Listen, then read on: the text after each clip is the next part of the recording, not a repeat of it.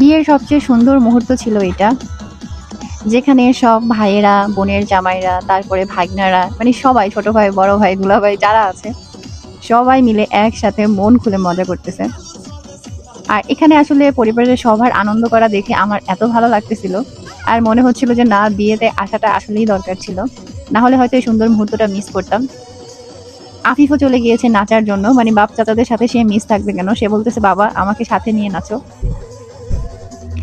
আর এদিকে কেউই আসলে প্রফেশনাল বা ওইভাবে নাচতে পারে না, কিন্তু এই যে মজাটা করতেছে, এই মজাটাই কিন্তু আসলে আসল।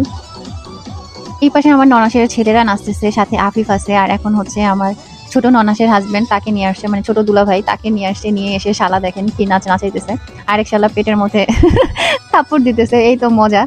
আর ওই পাশে আছে হচ্ছে আরেকটা ননদের জামাই, তো ওটা যেহেতু ছোট বোনের জামাই তাই তাকে আর কি ছাড় দিছে।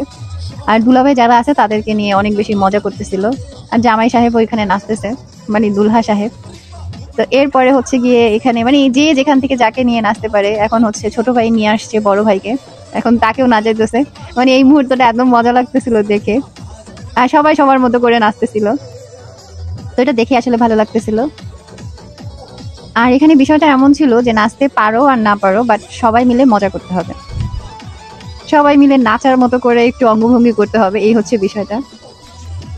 তো ভাইদের এই আনন্দ দেখে না অনেক বেশি ভালো লাগতেছিল, আর সব আত্মীয় স্বজন যারা যারা মানে দেখতেছিল সবাই অনেক খুশি হচ্ছিল।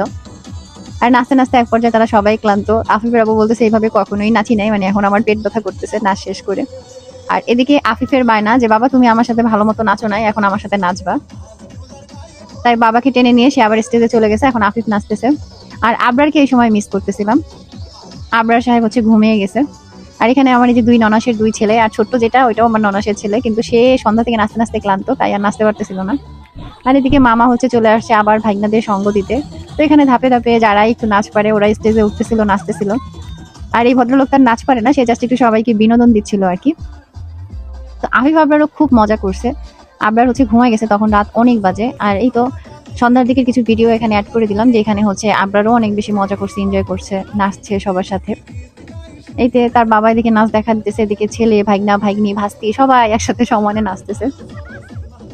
আর বিয়ে বাড়িতে যে কত কত ধরনের গান চালাইছে, মানে সব জমজমাট গান, যদিও এই গানগুলো সবসময় ওইভাবে আসলে শোনাও হয়নি, বাট সবাই যেহেতু নাচতেছিল, মজা করতেছিল, তাই ভালোই লাগতেছিল শুনতে। আর আফিফ আবরার বিয়েতে এত মজা করতেছিল, তাই একটু ভিডিও কল দিয়ে আব্বু আম্মুকে আমি দেখাচ্ছিলাম যে দেখো তারা কতটা এনজয় করতেছে। আর বাচ্চা কাচ্চারাও নিজেরা তাদের পছন্দ বোঝে, মানে গান পছন্দ না হলে বলতেছে গান পাল্টাই দিতে, মানে যে গান বাজাচ্ছে তাকে দেখাইতেছে, বলে গান পাল্টাই দাও, মানে অন্য গানে নাচবে তারা। তো বরকে স্টেজে তোলার আগে তাদের এত নাচানাচি হয়েছে, আমি বলতেছিলাম এত নাচতে নাচতে স্টেজে ভেঙে ফেলো না, তখন আর বরকে স্টেজে তোলা যাবে না।